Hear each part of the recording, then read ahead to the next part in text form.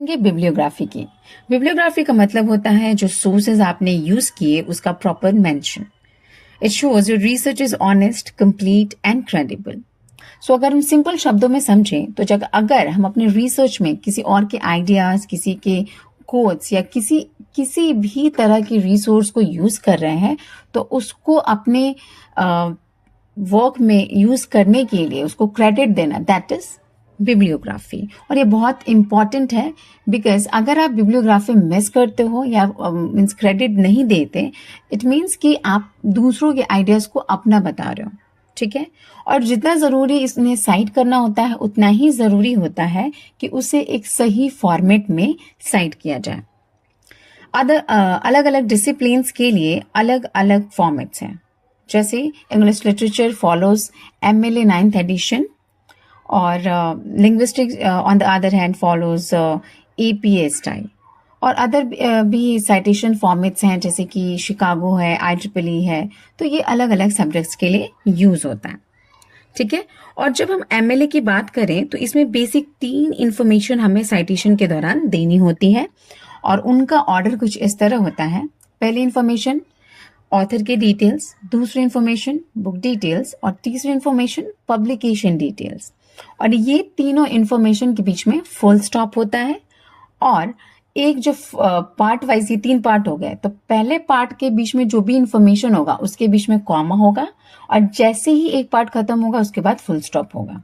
ठीक है, ये बहुत ही कॉमन सा कंफ्यूजन है अमंग द स्टूडेंट्स कि where to use comma and where to use full stop, इसलिए मैंने ये क्लियर कर दिया। अब MLA के अकॉर्डिंग बुक साइटेशन देखते हैं।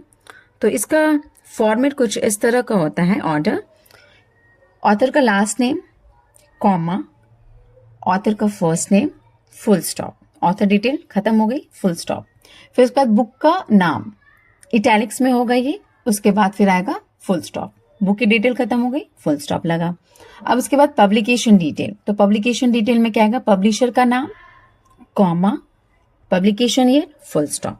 ठीक है, अब एक एग्जाम्पल लेके समझते हैं। मीनाक्षी मुखर्जी की बुक है, उसको हम कैसे साइट करेंगे।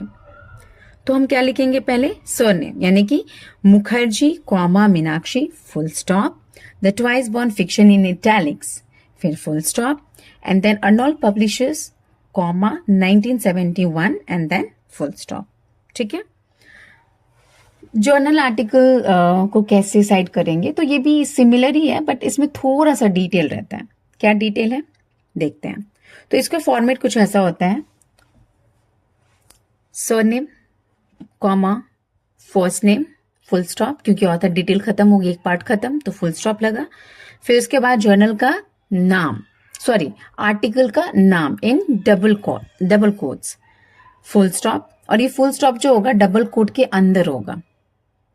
फिर उसके बाद जर्नल का नाम, उसके बाद जर्नल का वॉल्यूम नंबर कॉमा, फिर issue number comma, publication year comma, page range. और अभी चूंकि पब्लिकेशन डिटेल भी खत्म हो गई हमारी तो यहाँ पे फिर से फुल स्टॉप आएगा।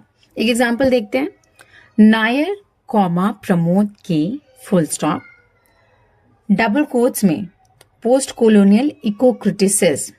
ठीक है, कोट डबल कोट क्लोज्ड और डबल कोट के अंदर ही फुल स्टॉप। फिर उसके बाद जर्नल ऑफ लिटरेरी स्टडीज, और चूंकि ये जर्नल नेम है तो ये क्या आएगा, इटैलिक्स में होगा। फिर वॉल्यूम 22 कॉमा नंबर 3, ये इशू नंबर है, कॉमा 2010, ये पब्लिकेशन ईयर हो गया, कॉमा पेज रेंज। तो पेज रेंज को कैसे लिखते हैं, PP डॉट।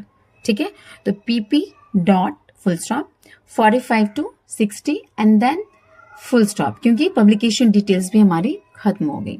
ठीक है, तो ये हमारा बेसिक एग्जाम्पल हो गया।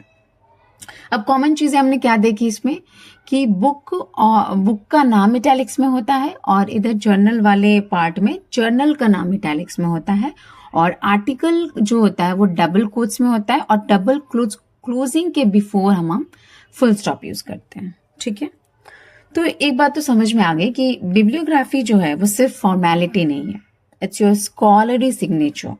ठीक है, इसीलिए बहुत इंपॉर्टेंट है कि आप एग्जैक्ट फॉर्मेट याद रखो और एग्जाम में कॉन्फिडेंट रहो।